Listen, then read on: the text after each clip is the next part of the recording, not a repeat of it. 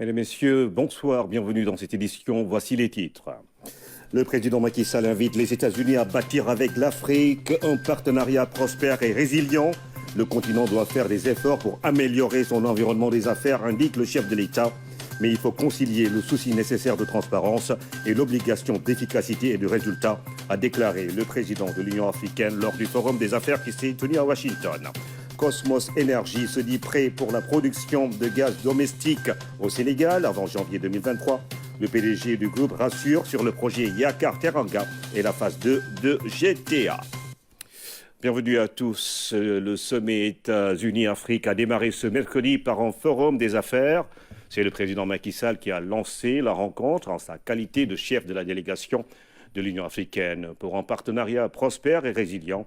Le chef de l'État a mis l'accent sur des préalables à remplir de part et d'autre. Les explications de nos envoyés spéciaux à Washington, Mamadou Belem et Oumar Nying. Pour une séquence introductive, le Forum des affaires est une opportunité pour l'Afrique de rappeler aux partenaires américains les bases d'un investissement qui répondent aux intérêts du continent. Si nous voulons bâtir un partenariat pour un avenir prospère et résilient, comme le veut le thème du Forum, il y a certainement des préalables à remplir de part et d'autre.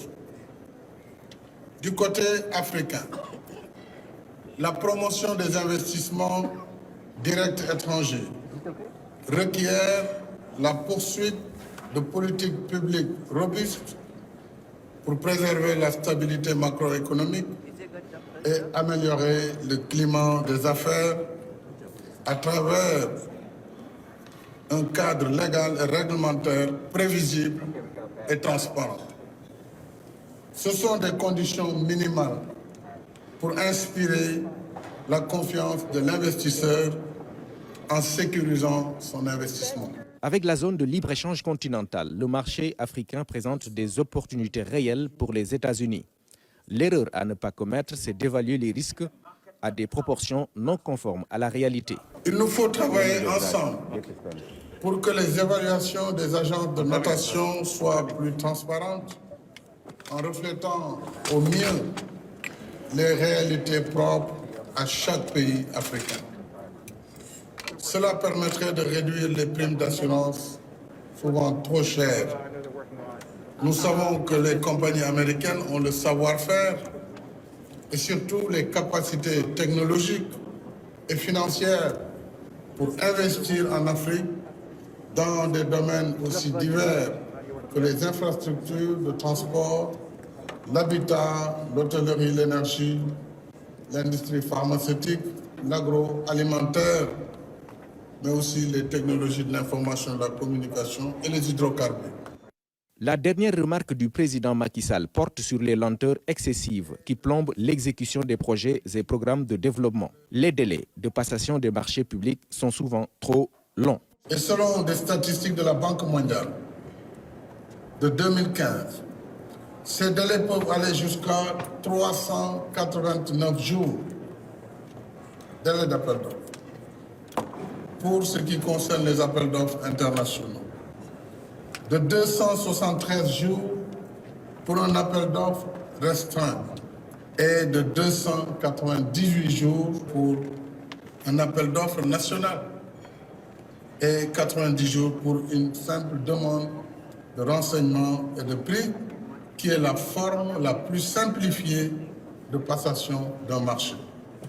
Alors ces délais anormalement longs avec des procédures et formalités complexes conduisent fatalement à la faiblesse des taux de décaissement des financements déjà obtenus pour les projets de développement. Alors ce n'est pas un modèle de bonne gouvernance parce que pour des pays en quête d'émergence, le temps nous est compté. Il y a donc du travail à faire pour concilier le souci nécessaire de la transparence et l'obligation d'efficacité et de résultats. Les gouvernements sont élus pour délivrer et non pour gérer des procédures longues et parfois obsolètes. Le discours du chef de l'État met en perspective des discussions intéressantes. Les participants ont ainsi des éléments de langage qui vont rehausser le niveau des échanges. En plus du second en cours, le Sénégal fait partie des 4 pays éligibles au compact régional en vue de renforcer son réseau de transport. Annonce du président Joe Biden, le président américain procédait à la clôture du Forum des affaires dans le cadre du sommet États-Unis-Afrique. Le MCC vient de signer un partenariat avec 4 États africains. Il y a d'abord un compact avec la Gambie et le Togo pour renforcer le développement économique. Il y a un compact annoncé avec le Sénégal pour renforcer les réseaux de transport au niveau régional. Nous avons également en vue un programme avec la Mauritanie pour renforcer la gouvernance démocratique et poursuivre les réformes politiques. Le Sénégal est un partenaire de qualité, propos du secrétaire d'État américain dans un entretien bilatéral. Anthony Blinken a par ailleurs salué le leadership du président Macky Sall à la tête de l'Union africaine. Pour sa part, le chef de l'État a magnifié la coopération entre le Sénégal et les États-Unis en insistant sur les domaines d'intérêt commun pour le Sénégal et pour l'Afrique. À Washington, nos envoyés spéciaux Mamadou Belem et Oumar Ning. Ces rencontres avec le président Macky Sall se font toujours dans une ambiance cordiale. Celle-ci a la particularité de se tenir dans le contexte du sommet États-Unis-Afrique. C'est un véritable plaisir que d'accueillir un ami proche, un grand ami des États-Unis, le président du Sénégal, Macky Sall. Merci de m'avoir accueilli à Dakar en novembre dernier. C'est un plaisir d'être en mesure de vous rendre l'invitation. Et le Sénégal travaille de manière très étroite avec nous pour assurer la réussite de ce sommet. Nous vous en remercions. Et je souhaite vous féliciter pour le leadership du Sénégal et le leadership de l'Union africaine. Président, l'année a été difficile. Vous avez bien géré la question du Covid, de l'insécurité alimentaire. Tout cela a été très important. Et nous avons vu d'importantes contributions pour essayer de sortir de ces défis bien difficiles. Le Sénégal est un partenaire fort dans le domaine de la sécurité, dans le domaine de la prospérité, dans le domaine de la lutte contre le changement climatique. Et merci encore une fois, Monsieur le Président, de continuer cette conversation avec nous et de poursuivre ce partenariat avec nous. Le président Macky Sall s'est félicité de l'entretien qui a offert l'occasion de fixer les repères d'une amitié fraternelle entre le Sénégal et les États-Unis.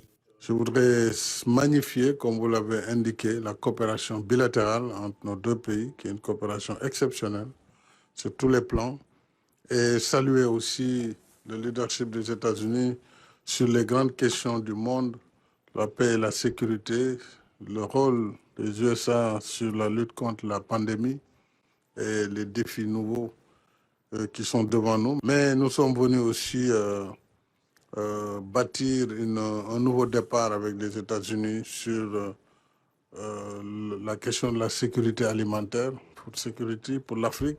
Suite à la pandémie et à la guerre en Ukraine, nous avons vu combien l'Afrique était vulnérable.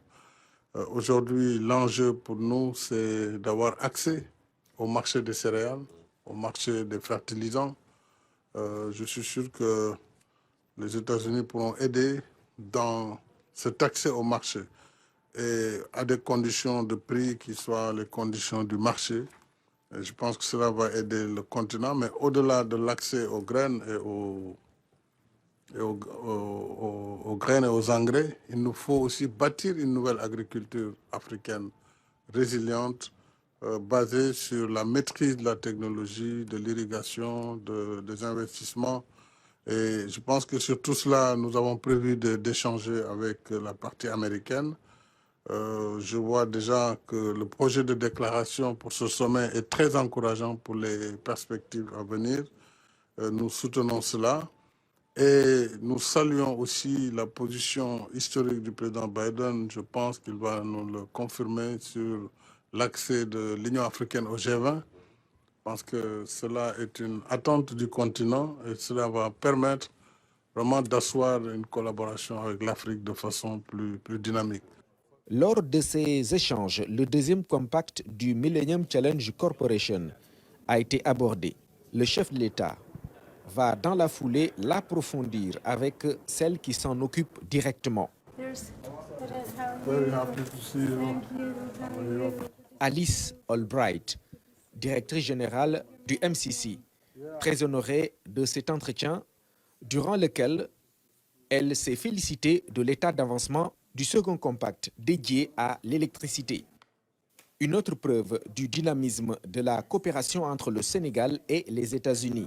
Le président Macky Sall a salué la qualité de ce partenariat que les deux pays vont intensifier au bénéfice des deux peuples du Sénégal et des États-Unis.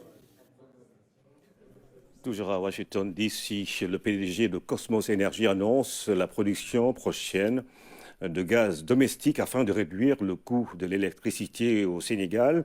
Dans le cadre du projet Yakar Teranga, des progrès sont notés, notamment dans la phase 2 également de GTA. Voici Andy Inglis à sa sortie d'audience.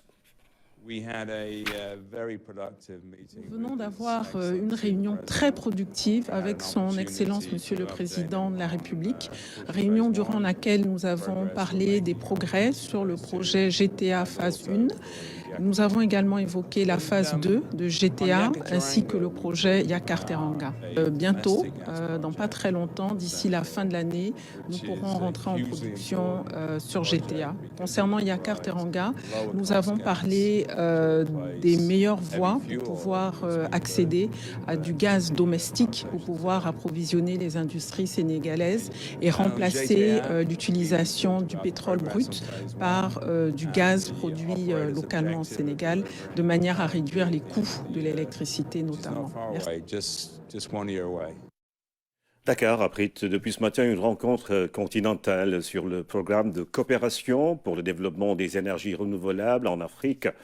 L'objectif est de permettre au continent d'avoir une autonomie énergétique dans les prochaines années. Damsila. Des pays membres du programme de coopération pour le développement des énergies renouvelables en Afrique, en conclave à Dakar, veulent mettre en place des voies et moyens pour atteindre les objectifs assignés par le continent. L'accès à l'électricité, l'accès à l'énergie productive est un défi de civilisation. En 2022, on ne peut pas imaginer une société où un grand nombre des habitants de nos pays n'ont pas accès à l'électricité. Ce n'est pas possible. C'est notre responsabilité de travailler plus. Si les autres marchent parce qu'ils ont réussi à atteindre des bons indicateurs, nous devons courir pour les rattraper.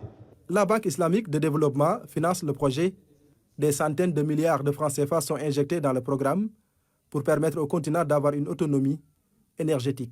La BID, pour la plupart de nos pays, intervient déjà dans beaucoup de secteurs. En tout cas, dans notre pays, c'est le cas. Mais nous voudrions mobiliser la BID pour accompagner le développement des énergies renouvelables et nous sommes très heureux que cet atelier soit l'occasion du lancement d'un programme qu'ils mettent en œuvre avec la Sénélec et qui correspond à nos attentes dans tous nos pays, dans tous les pays qui sont présents. Au Sénégal, des politiques et programmes sont élaborés au niveau national pour réussir le pari du mix énergétique. À l'heure actuelle, 32% des énergies utilisées sont renouvelables.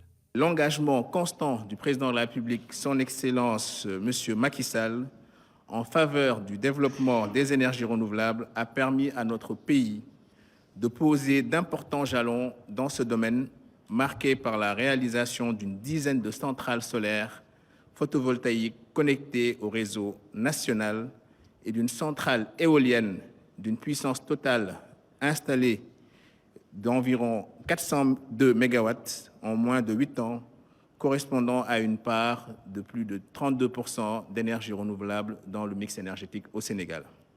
L'Afrique se lance dans un vaste programme de développement des énergies renouvelables. Il permettra à terme au continent d'être plus autonome en énergie. À présent, ce communiqué de l'Assemblée nationale, les députés sont convoqués en séance plénière le jeudi 15 décembre 2022 à 10h. L'ordre du jour porte sur l'examen de la motion de censure déposée contre le gouvernement. coopération, l'Union européenne présente 14 nouveaux projets au profit du Sénégal et d'autres pays. Ces projets ont été approuvés dans le cadre du deuxième appel au programme Interreg 2021-2027. Les explications de Mamoudou Sakine et Moussa Mané plutôt. Ces nouveaux projets approuvés par l'Union européenne vont renforcer les échanges dans différents domaines: économie, commerce, culture, sciences. Les îles de Madère, des Açores, les îles Canaries et le Sénégal en sont les principaux bénéficiaires.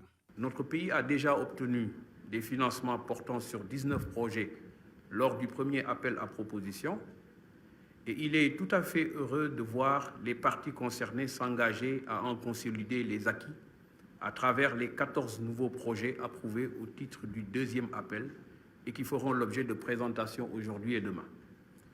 Je voudrais donc saisir l'occasion pour magnifier la décision de l'Union européenne de poursuivre son engagement dans le cadre du programme MAC, à financer également des projets prioritaires à soumettre par les pays partenaires durant les périodes 2021-2027 à hauteur de 200 millions d'euros, soit environ 131 milliards. Ce deuxième appel du programme Interreg MAC 2021-2027 aura également un impact positif sur la bonne gouvernance, la lutte contre les changements climatiques, entre autres. La première phase a donné ses résultats. Je suis donc très content de constater que dans le cadre de ce programme 2014-2020, environ 35% des domaines d'intervention ont touché la question de l'environnement. J'étais intéressé en particulier par les résultats d'un des projets en cours de mise en œuvre, le projet TREMAC, qui concerne les îles Canaries ainsi que le Cap-Vert, la Mauritanie et le Sénégal, et qui a aujourd'hui permis de mobiliser près de 3000 volontaires dans des actions de sensibilisation en matière de conservation et de protection de l'environnement et qui a restauré plus de 75 hectares de terre via le reboisement et l'irrigation. L'Union européenne s'investit beaucoup dans le financement de ses pays partenaires. Son engagement financier au titre du 11e FED 2014-2020 a été évalué à plus de 200 milliards de francs CFA. Fin de la 54e session de l'Assemblée générale de l'AFRA, l'Association des compagnies aériennes d'Afrique. Les participants s'engagent à renforcer le trafic entre pays africains et de faire respecter le protocole de Yamoussoukro. Hamidou Diop. L'amélioration de la connectivité entre pays africains, l'octroi de droits du trafic, des sujets importants abordés lors des discussions de cette 54e Assemblée générale de l'AFRA. Au terme des panels, les compagnies africaines en appellent à plus de volonté politique pour développer le secteur du trafic aérien dans le continent. Le transport aérien n'est plus un luxe en Afrique. Et il faut que les citoyens africains puissent se déplacer facilement sur le continent. Nous avons des participants ici qui nous ont expliqué qu'ils sont partis d'un pays africain pour aller hors Afrique pour venir à Dakar. Cela n'est pas normal.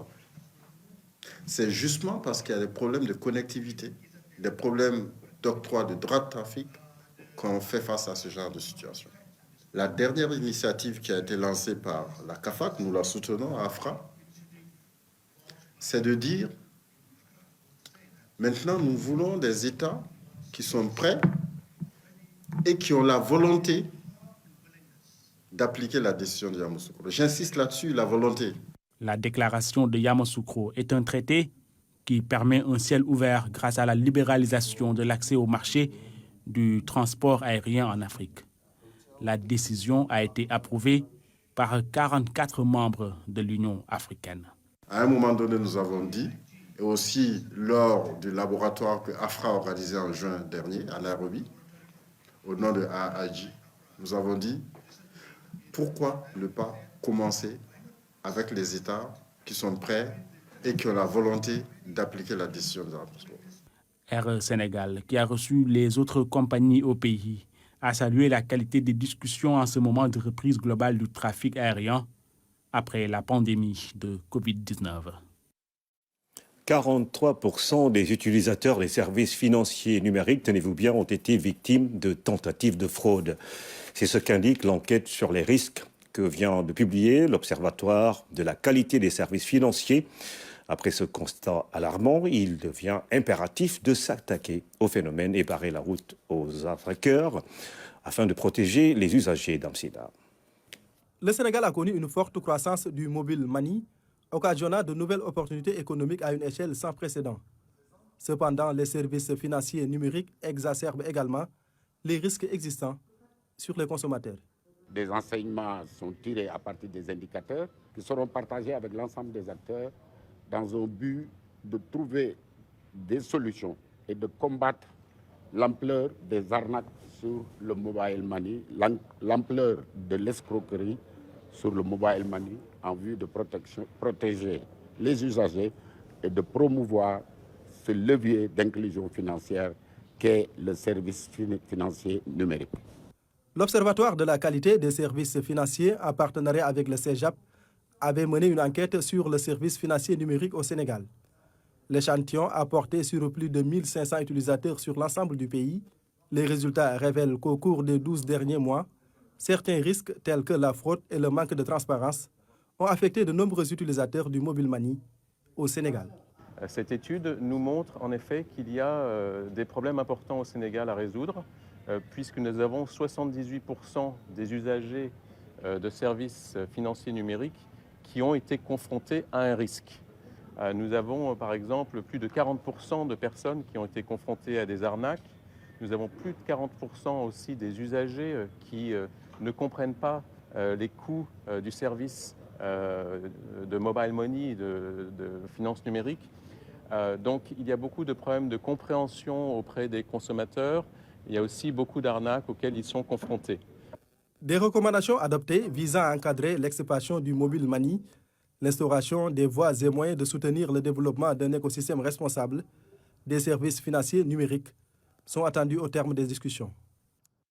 Le marché d'intérêt national et la garde des gros porteurs peuvent être un accélérateur de croissance s'ils jouent pleinement leur rôle.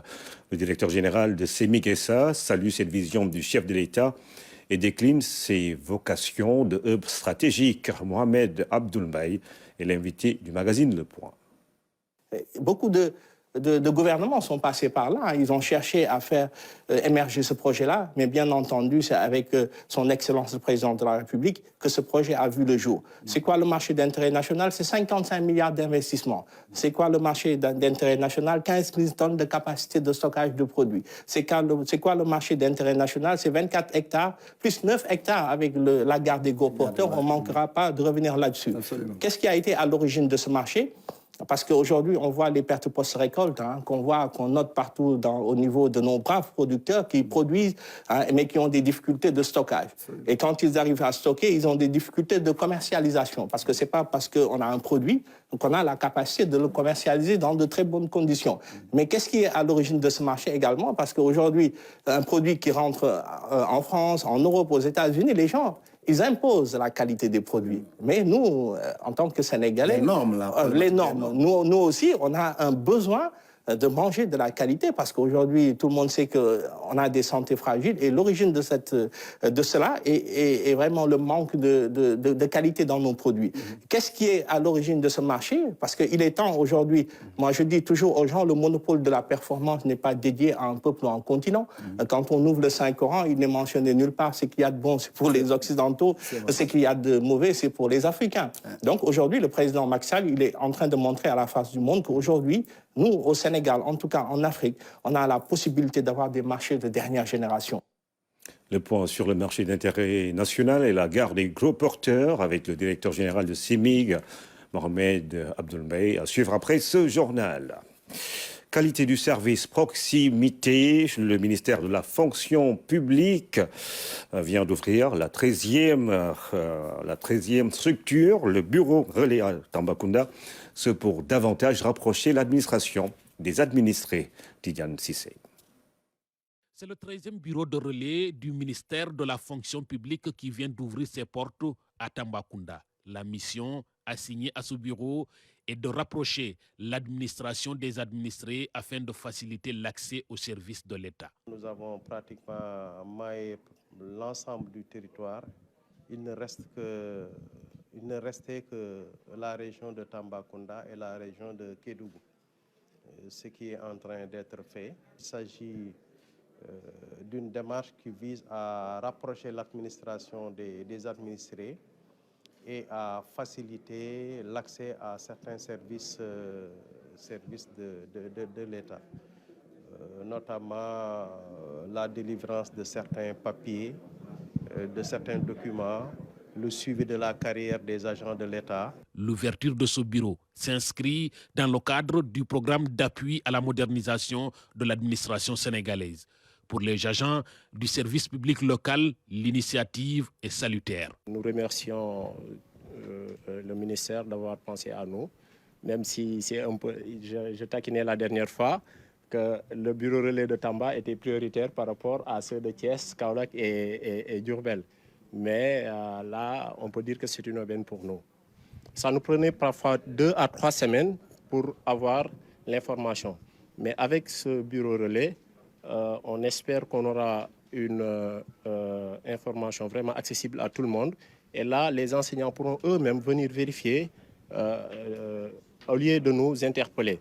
Je trouve que c'est une très bonne idée de se rapprocher du public pour aider les personnes les plus enclavées qui ont des difficultés à se déplacer pour gérer leurs problèmes de carrière et d'avancement. Je crois que c'est une très bonne chose. On n'avait pas d'informations suffisantes par rapport à la gestion de nos carrières. La majeure partie des enseignants ne savaient pas où mettre la tête réellement. Supposons, par exemple, moi je suis dans le département de Bakel, très éloigné, très enclavé, quelqu'un qui est dans le Kenyaba, quelqu'un qui est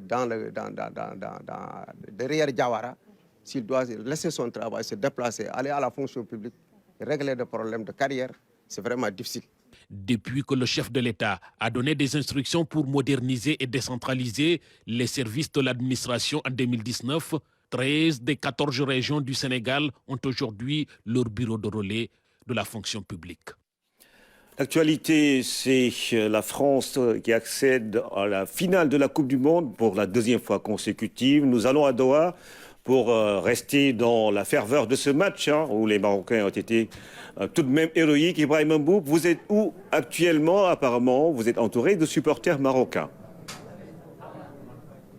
Bonsoir Ibrahima, je suis en zone mixte, plus d'une heure de temps, plus d'une heure 30 même après le match. Les joueurs ne sont pas encore sortis du vestiaire, en tout cas pas tout le monde.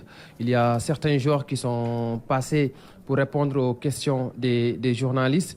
Difficile d'arracher quelques mots aux joueurs marocains, ils sont déçus, c'est normal, on les comprend.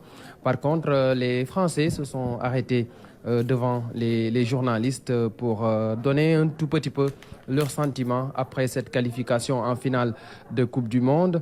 Et ils ont été retardés par l'arrivée du président Macron dans leur vestiaire. Il est passé remercier, ou du moins féliciter les Bleus après cette qualification en finale. Ce sont les joueurs eux-mêmes qui nous l'ont dit en flash interview. Ils sont contents d'avoir réussi à se qualifier en finale de Coupe du Monde. La 2e d'affilée pour l'équipe de France, la 4e de l'histoire des Bleus. Ils savent que ce sera un match difficile face à l'Argentine de Léo Messi. Mais pour eux, le défi à relever, c'est d'aller accrocher une 3e étoile sur le maillot de l'équipe de France. Côté marocain, c'est une grosse déception ce soir. Les Marocains sont déçus vraiment, mais on peut, sans risque de se tromper, que quelque part, c'est la logique qui a été respectée. C'est les tenants du titre qui étaient face aux Lions de l'Atlas. Oui, la logique a été respectée, même si en football, parfois, il n'y a pas beaucoup de logique. La France est championne du monde, la France est 4e au classement FIFA, le Maroc est 22e, c'était la première demi-finale du Maroc et de l'Afrique, 7e demi-finale de la France, championne du monde en titre. Les Marocains ont pris un but trop tôt, dès la 5e minute, ça leur a un peu coupé les jambes, mais ils ont fait une belle fin de première période. En seconde période aussi, ils ont eu la possession. Ils ont à un moment donné dominé même cette équipe de France. Mais les Bleus ont du métier, ils ont le vécu. L'équipe a été un tout petit peu rajeunie, mais ce sont des joueurs qui évoluent dans les meilleurs clubs en Europe, dans les meilleurs championnats. Ils sont habitués à ce genre de rendez-vous. La France a été pragmatique. efficace devant. Et je pense que c'est ce qui a fait la différence dans ce match. On a beaucoup parlé justement avec nos chroniqueurs tout à l'heure dans le magazine que présente Tierno Dramé. Des changements faits par Regragui. On a vu également Didier Deschamps décaler un peu Kylian Mbappé pour le mettre sur l'axe. C'est ce qui a provoqué le deuxième but. Est-ce qu'on peut dire qu'aujourd'hui c'est la victoire de Deschamps sur Regragui? Oui, on peut le dire, puisque Deschamps a réussi à faire sauter le verrou défensif de Walid Regragui. C'est seulement l'équipe de France qui a réussi à marquer 2 buts à cette équipe marocaine, ce qui n'est pas arrivé tout au long de cette Coupe du Monde. Deschamps n'est pas un fan de la possession. Pour lui, ce qui est important, c'est de marquer des buts, et son équipe a réussi à le faire trop tôt dans cette partie pour tuer le suspense. Deschamps est un coach très expérimenté. On l'a vu dans ses choix. Il a fait un coaching gagnant. Il met en seconde période Marcus Thuram qui a apporté de la vivacité. Kolo Muani qui marque le but du break sur son tout premier ballon. Mais Regragui n'a pas démérité. C'est un coach qui a fait quelque chose de bluffant. En seulement 9 matchs avec le Maroc, il a réussi à amener les Lions de l'Atlas en demi-finale de Coupe du Monde. C'est un conte de fait dans l'histoire du football. C'est rare de voir un parcours pareil pour un entraîneur. Je pense qu'il a beaucoup de mérite. Il a fait rêver l'Afrique, il a fait rêver son pays. Mais ce soir, il avait en face une équipe de France efficace, clinique, qui connaît bien le haut niveau. On a vu des Bleus conquérants, combatifs, face à des Marocains très techniques, qui peuvent également se consoler d'une 3e place, Ibrahima.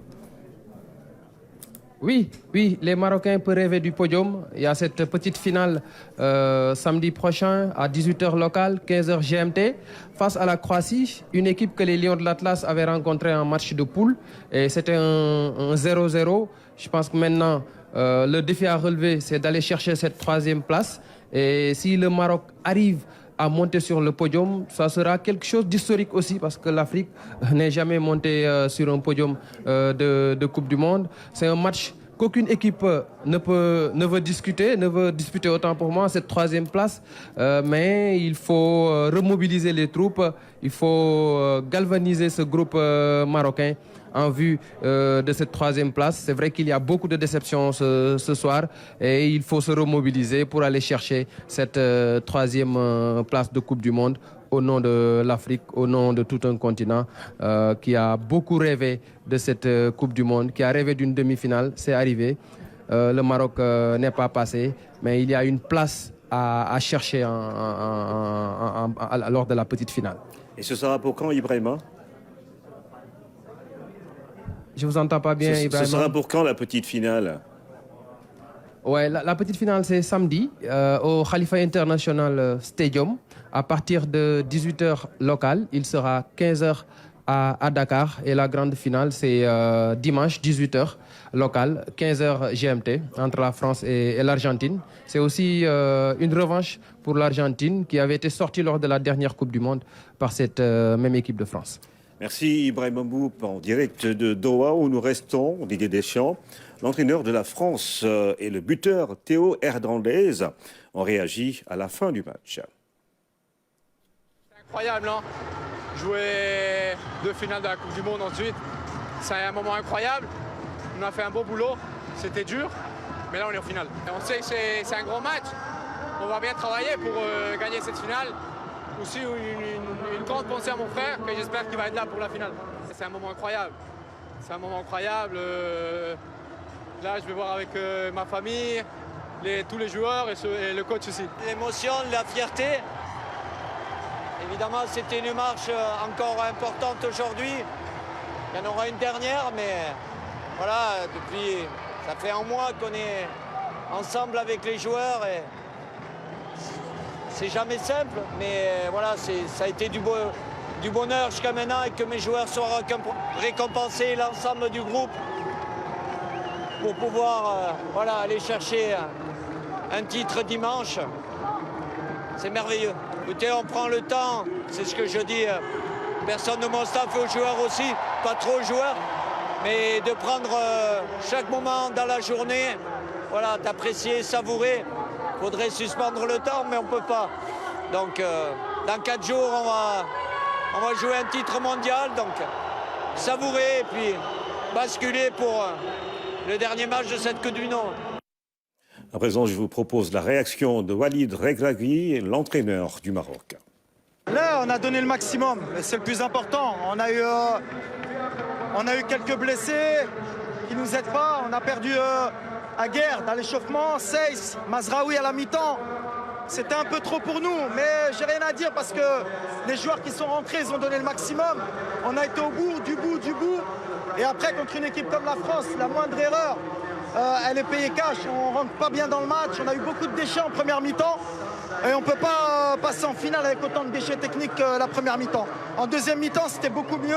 On a eu des situations, on n'a pas marqué, puis le deuxième but, il nous tue. Mais bravo, ça n'enlève pas tout ce qu'on a donné avant. Mais ça va être dur mentalement. On va surtout donner aussi beaucoup de temps de jeu à ceux qui n'ont pas joué, parce que tout le monde doit participer, mais on a envie de finir 3e. Et on a confiance en tout le monde. Le plus important, c'est d'avoir donné un beau visage, d'avoir montré que le football au Maroc existait, qu'on avait des beaux supporters et que voilà, pour atteindre le très très haut niveau, aller gagner une Coupe du Monde, il va falloir encore travailler, mais on n'est pas loin. Le Maroc va jouer la 3e place, la France, la finale face à l'Argentine. Les Bleus ont justement battu cet après-midi le Maroc 2-0. Disparition du khalife général de Médinatoul Ouda, Thierno Ahmadou Baldé, c'est dans la commune de Médina Gounass. Le président de la République a envoyé une délégation pour présenter ses condoléances et apporter son soutien et son réconfort à la famille. Tidiane Cissé. C'est le ministre chargé de la bonne gouvernance et de la promotion des droits humains qui a conduit la délégation à Médinatoul Ouda pour venir présenter les condoléances du chef de l'État Macky Sall et de toute la nation sénégalaise suite au décès du khalife général Thierno Ahmad Baldé. Le président de la République nous a demandé, avec l'ensemble de la délégation, des fils de la région, de venir présenter les condoléances à la famille du défunt Thierno Ahmadou Baldé de Médina. Tout le temps, c'est ce que le président de la République nous demande, c'est d'être auprès des populations dans, en tout cas, les difficultés, en tout cas pour les accompagner, parce que c'est notre rôle aussi en tant que responsable. Thierno Ahmad Baldé était le fondateur de la Ziara Médinatoul Ouda, un grand homme religieux, un érudit de l'islam et très proche du chef de l'État Macky Sall. Toute la cité religieuse de Médinatoul Ouda a salué le geste du chef de l'État Macky Sall. Nous remercions le président de la République Macky Sall pour l'attention portée à notre égard, surtout en ces moments difficiles. Rassurez-vous, le président a et aura toujours nos prières, parce que qui prie pour le président prie pour le pays tout entier. Dites-lui seulement que nous lui confions notre nouveau khalife.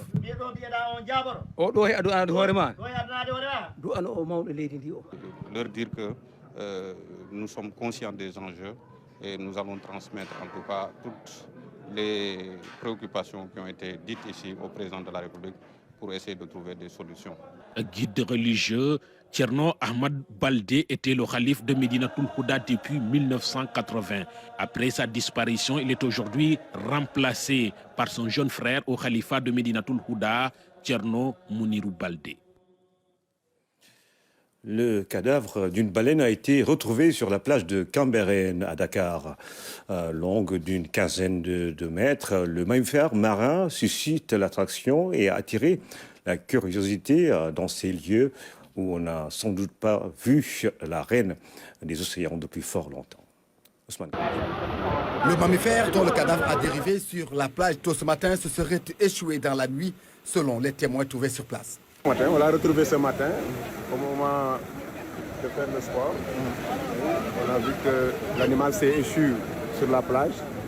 Mais ce qui est déplorable, on a vu une population déchaînée qui a commencé à dépecer l'animal et chacun commençait à prendre sa part, et ce qui est déplorable.